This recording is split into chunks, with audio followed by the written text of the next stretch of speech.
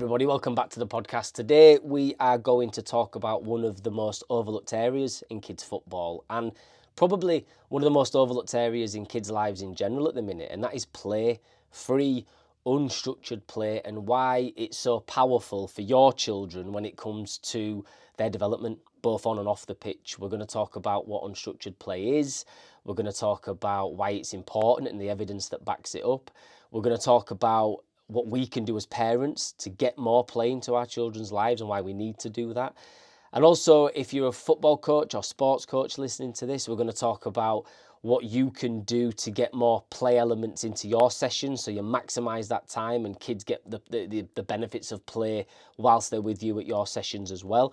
But let's get into it. What is unstructured play? It's the kind of play that's led by children. It's often spontaneous, it's free from adult control. Think back to when we were kids, playing on the streets, playing street football, or we were making up our own games, playing tig and hide and seek and all that good stuff. From a football perspective, street football was gold dust. It's where many of us learned our football skills when we were younger. Absolute amazing development tool for football because we were having fun, but it wasn't just about the fun. We loved it, but in the background, we were learning movement. We were naturally learning movement for football. We were learning decision making. We were learning how to adapt to situations. That was absolutely massive certainly for myself and a lot of people listening to this. That's where we learned to play football essentially in those early stages of our lives. But play is also massive in general for kids, and right now many kids aren't getting enough of it, and that's down to society changes. It's down to things like rises in screen time and lots of technology that's pulling them out of these play environments and them wanting to stay inside instead on their own, often playing on a screen, as I say, or looking at a screen. And we need to do more. We need to do more to get kids playing again.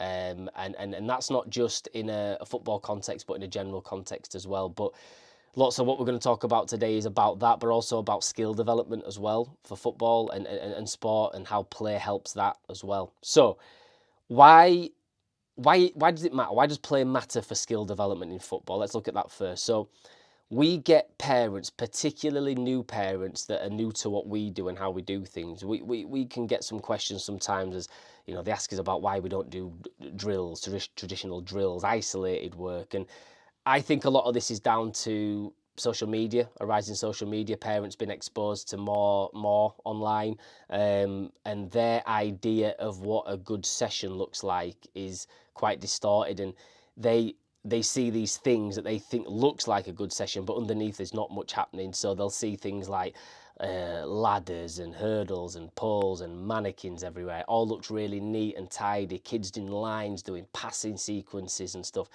It looks like a good session, but scratch beneath the surface and there's a lot that those kids are missing out on. And that's what we're finding at the minute. So there's sort of a misconception that with some parents and also coaches, where they think play, when you start saying we're going to get kids playing, they think that means messing around. That's not what it is. Play is it's an important development tool, a massive development tool that helps children get better at football or at a sport. Some of the benefits, there was an interesting study in 2022. We'll put some of these links in the notes, but they compared a structured football session with a deliberate play football session. So in the play-based session, those kids had more touches of the ball, more 1v1s, more decisions to make, and they had more total time actually playing football. So you start to see and start to realise that why it's important for skill development. It encourages things like creativity with the ball, problem solving, decision making under pressure, all these key elements that are not present when you've got kids that are told what to do, how to do it, when to do it, rigid drills. They miss out on all this stuff. People also talk about athleticism, as some people would call it. Well, play allows children to explore movement instead of us controlling it and telling them what to do, when to do it, how to move the feet, how to move their arms, and so on. Kids explore it. We're not dictating it, so that helps them build this. I heard a really good term. It helps them build a movement library, and it develops physical literacy.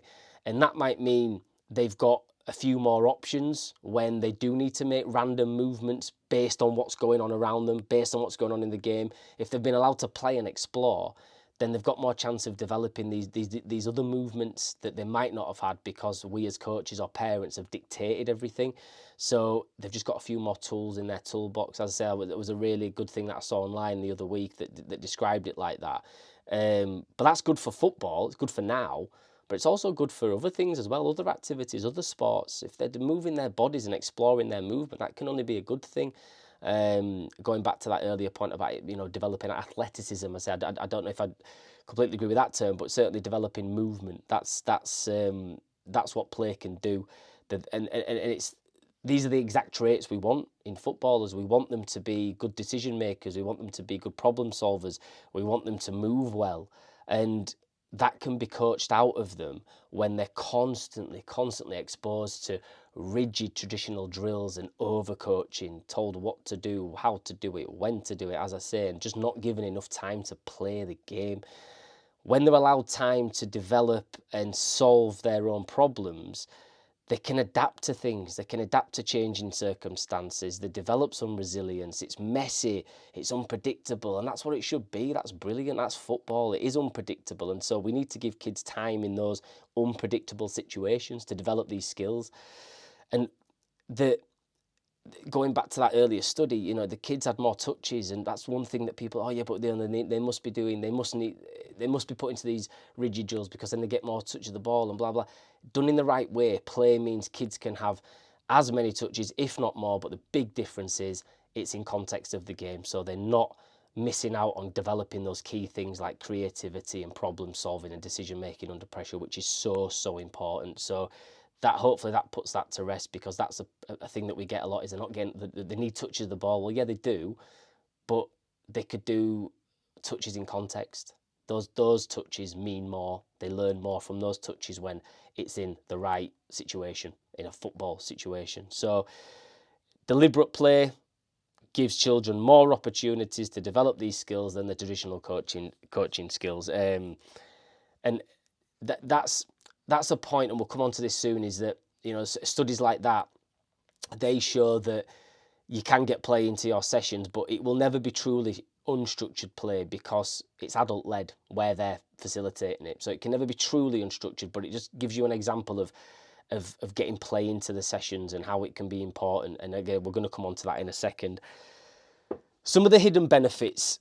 So looking at things like social and emotional growth, it's not just about sport with this and skill development in sport.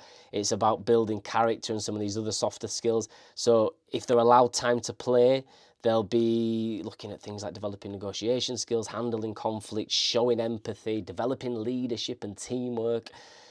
Big one is confidence.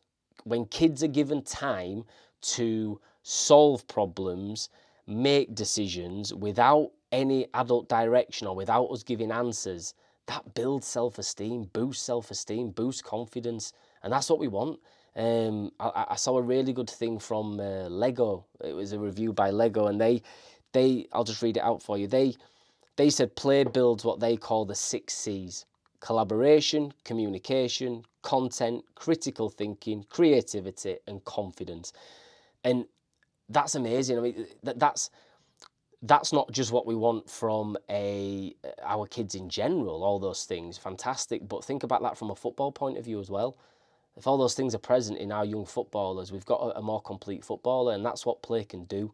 So really, really important that we take these sort of things on board, because it's not just about creating a footballer. It's about the other bits as well, and that's a good example.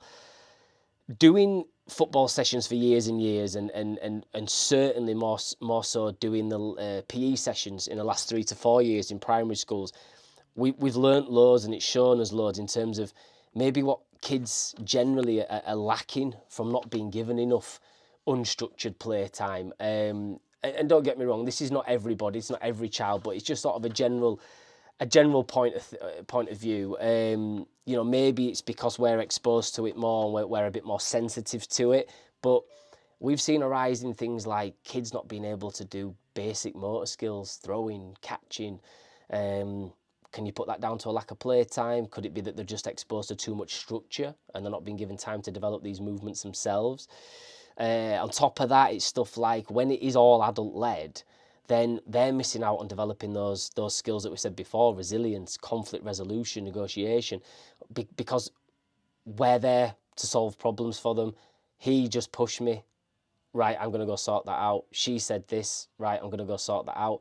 And one thing that, we lose count of the amount of times that happens in a lesson, but you think about what we're trying to do, and certainly what I've been trying to do more of recently within PE. It's slightly different at our football sessions because the kids want to be there, and it's not like school where some kids don't want to be at school, some kids don't want to do a PE lesson, so it can be different. But I certainly have tried to just hold off jumping in.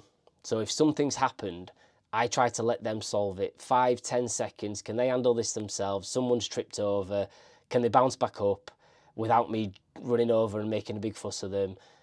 And just giving them 5 or 10 seconds. Someone's at football, someone's just shoulder barged the other kid and the kid's fallen over.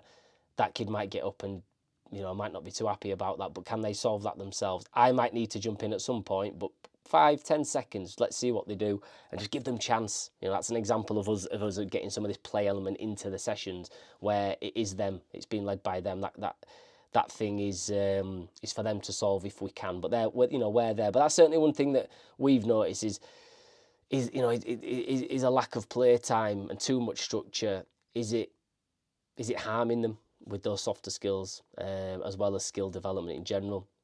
Okay, so what can coaches do? Like I said today, the problem is they aren't exposed to as much unstructured play as we were, and we were out for hours playing footy in the garden, on the street, and so on. But what can we do? What can coaches do, and parents? We'll come on to parents in a second. Let's look at coaches first. So truly unstructured play can't really happen in a formal training session because we're there. Okay, so truly unstructured play can't really happen, but we can bring some elements of play and principles of play into our session, so at least kids are getting something from it. And like I said before, one of the things you could do would be to allow them time to conflict resolute themselves. Maybe allow them to pick their own teams from time to time. Those sorts of things. But generally, some of the things that we do are things like we start our sessions with street style arrival matches. So a kid will come, they might play 1v1 or do some stuff with the coach to start with, but as soon as that second child's there, straight into a 1v1. Third child comes, 2v1, and we just build it up from there and keep it small-sided. No rules, just let them play. We shut up. My older group, I've got an older group on a Monday. It's got to the point now where I can tell one of them to basically lead it. You pick the teams, give them the bibs, and let them lead it. And the amount of times I deliberately walk over sort of a couple of minutes before the actual session's starting, I just leave it. I walk out and I can just see them playing. It's fantastic. They've sorted that out themselves. Not always easy with the younger ones, obviously, but with the younger ones, put them into the games, get them into the games, just let them play. You're just there to sort of maybe keep the ball in play if it goes out or roll another one in, but just let them play, leave them to it. So a great, easy one to do for coaches. Second one, building play time at the end. Now, this is it's a real surprise, this, but the amount of times that coaches use the game at the end as a behavioural tool is crazy, because that game at the end is probably the best development tool of that hour session that you've got. So if you're squeezing that time to do some unopposed, isolated ladders and blah, blah, blah, if you're squeezing your match time to facilitate that, then you've got it the wrong way around. That game at the end is massive for their football development done in the right way. So when you do that, allow more time for it, or a good amount of time for it, but the same principles. Shut up, let them play, leave them to it. There might be fouls, there might be trips and slips and whatever else, but just give them time to sort that out themselves, and they only go in if it's necessary. Okay, give them time to sort it out, but let them play. Don't tell them what to do, don't tell them how to do it. Encourage them, praise them, and so on. but leave them to it. Just let them explore, let them be creative. Don't let them worry about trying something. Leave them, let them play. Another one, anyone listening to this knows we're big fans of the games-based model and constraints. So we don't do rigid drills. We like to do games-based activities using different rules and so forth to keep kids close to the game, but develop them technically as well. So we put them into game environments, game situations, give them problems but not answers. So we let the kids figure it out first. Can we keep it opposed and give them chance to develop their problem solving skills but still get lots of time on the ball? Message us if you want any ideas on that, happy to help. But certainly using a games-based approach brings more of that play element into it that's maybe missing when you're just focusing on the structured, rigid drills, passing sequences, and all that good stuff, or not good stuff in my opinion. The other one would be guide instead of instructing. Going back to that earlier point, asking questions. What could you have done there? What can you do now? Those sorts of things, as opposed to what, do this, do that. Give them time to come up with the answers themselves. It'll boost their self-esteem, like we've said. Give them more confidence. It's led by them. It's their learning, so allow them time to learn. Really, really good thing. Just remember that every session, it doesn't need to look like a Champions League warm-up with, everything looking neat and tidy and so on. It just doesn't. It should be chaotic. It should be messy. That's where learning happens. That's play. Get them playing. It might not look perfect, but there's lots going on under the surface. Some of the things that we do that I thought might be worth you thinking about. We work with a broad age range, and one of the ages is we do toddlers and preschoolers. But with the toddlers, they often come with their parents at the start. So we do free play then. We give parent and child a ball and off they go, and they'll find a goal and just have a kick around. Again, it's not truly unstructured play, but it's free. It's free from us giving instructions and free from coach control, and it's just the parents just allowing their child to run around, have a kick around with them. Lots of fun, lots of laughing, and brilliant, absolutely brilliant for the toddlers, as much as it is for the older kids. Second thing we do is every month, the last week of every month is a dedicated, what we call tournament week. So we put the kids into small-sided games, and for a full hour, they're just playing matches. They play against each other, 2v2s, 3v3s, 4v4s, whatever it might be, depending on the numbers, small-sided ideally, and they just play. They just play. We are there to keep scores. We're there to keep scores. We're there to encourage and praise and so on. We try to be, I guess, seen and not heard as much as we can. Certainly heard in terms of instruction, heard more so praise and encouragement and guidance, but ideally we're just there to oversee things and let the kids play, and they love it. Because this is the other thing with it all, the play element. Kids enjoy it. Kids don't like being micromanaged, just like we don't when we're whatever we do out of this work or whatever. Nobody likes being micromanaged and having everything dictated. Kids are the same.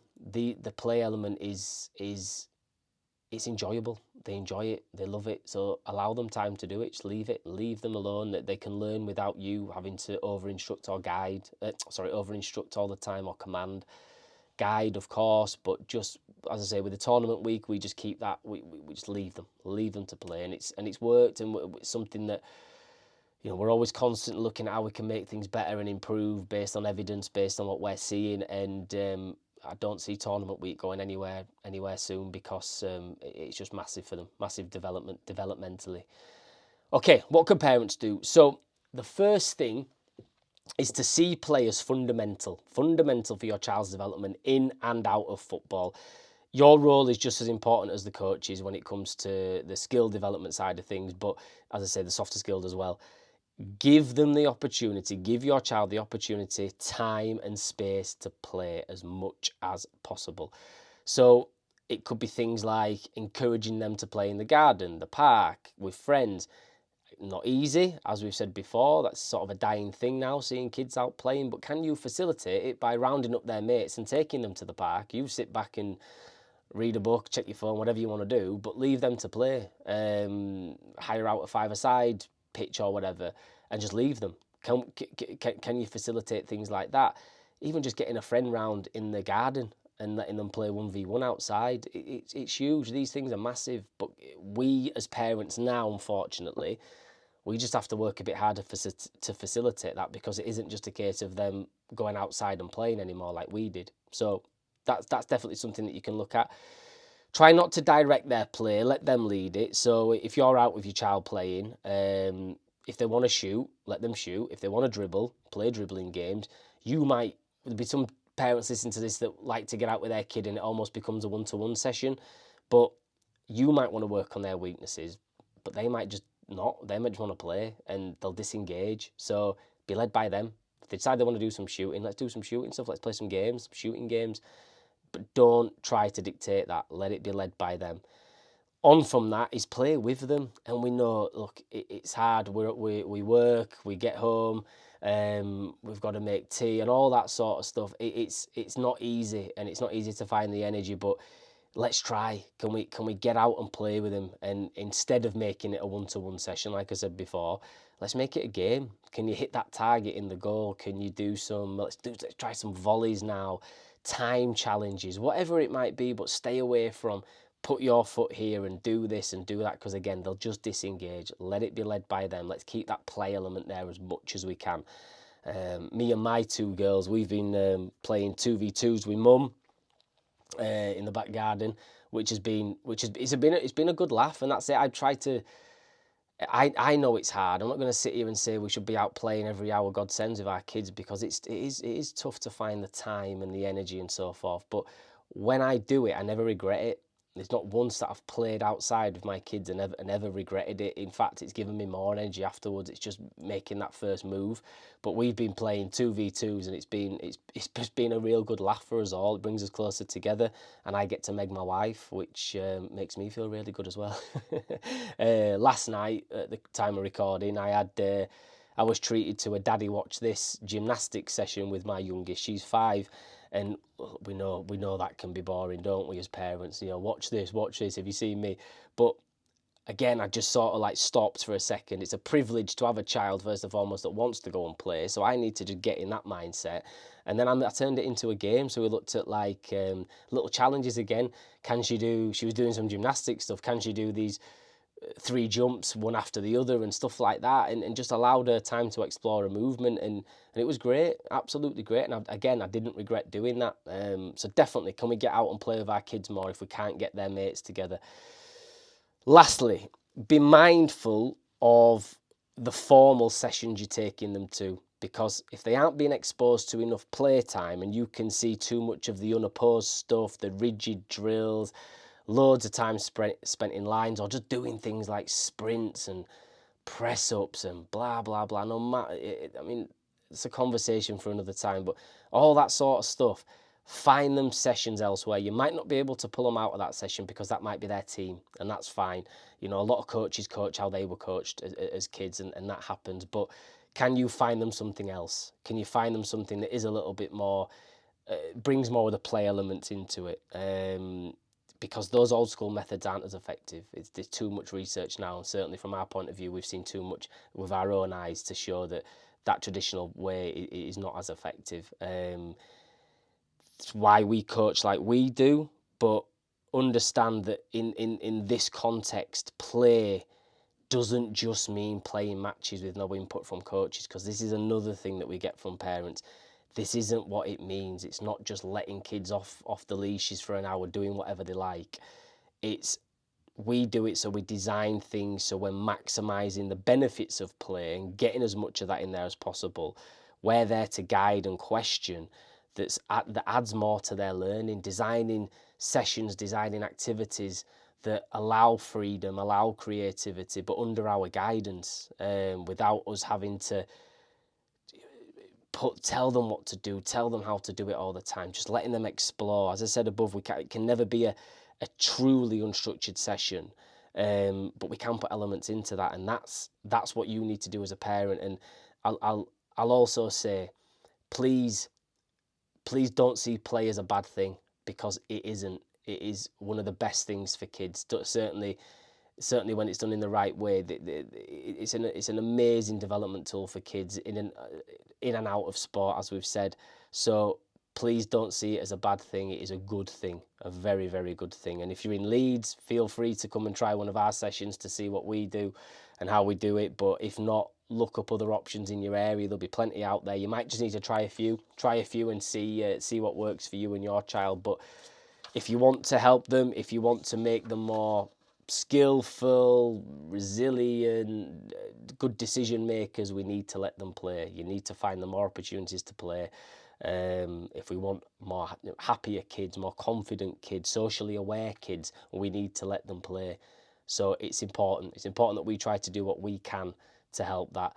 Structure has its place. We're not saying sessions need to be like the Wild West, but play is where that magic happens, and it's easy to get into training. If you're a coach listening to this, it's easy to get into training, easier than you think, to get these play elements into your training. But if you're a parent listening to this and you can find some unstructured means, getting them to the park with their friends or whatever, do it, because that is gold. If you're a coach, make room for it.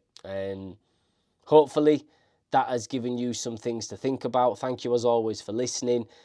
If you're wherever you are listening, please subscribe. It really helps get us in front of more of the people that this might help and benefit. And please leave a review, comment with anything that you'd like more information on or want help with.